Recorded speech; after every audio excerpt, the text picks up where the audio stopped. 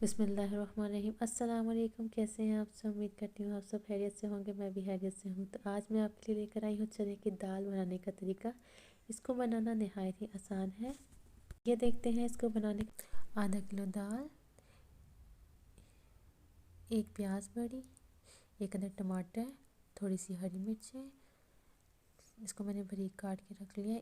1/4 cup oil, अदरक लहसुन का पेस्ट, सूखा धनिया 1 चम्मच, गरम मसाला 1 चम्मच, ज़ीरा 1 चम्मच, हल्दी पाउडर 1 चम्मच, लाल मिर्च 1 चम्मच, नमक 3 खाने का चम्मच, हरे प्याज, इसके वाइट पार्ट और ग्रीन पार्ट को मैंने अलग कर दिया था, अदरक, हरा धनिया थोड़ा सा और हरी मिर्चें 2 से 3 अदद। आइए वीडियो को स्टार्ट करते हैं। एक कढ़ाई में मैंने ऑयल डाल ली है।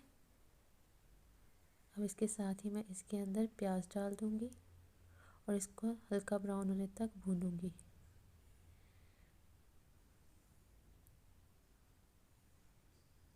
जी तो प्याज हमारे लाइट ब्राउन हो गए थे। अब इसके अंदर हम अदरक लहसुन का पेस्ट ऐड कर देंगे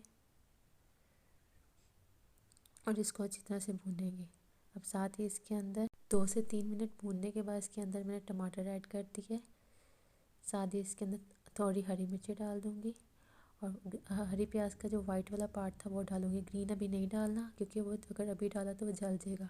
और साथ ही इसके अंदर मैं सारे मसाले ऐड कर दिए। अब इसको मैं तकरीबन 10 से 15 मिनट भूनूंगी। अब इसके अंदर मैंने भून लिया। अब इसके अंदर हरा वाला जो पार्ट था वो भी ऐड कर दिए और इसको 2 से 3 मिनट भूनने के बाद चने की दाल ऐड कर दिए। अब इसके अंदर 3 कप पानी डाल के इसको उबाल आने के लिए छोड़ दूँगी।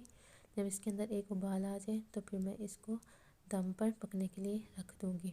इसके साथ साथ ही अगर आप मेरे चैनल पर नए हैं तो मेरे चैनल का लाइक करें, सब्सक्राइब करें और शेयर करें।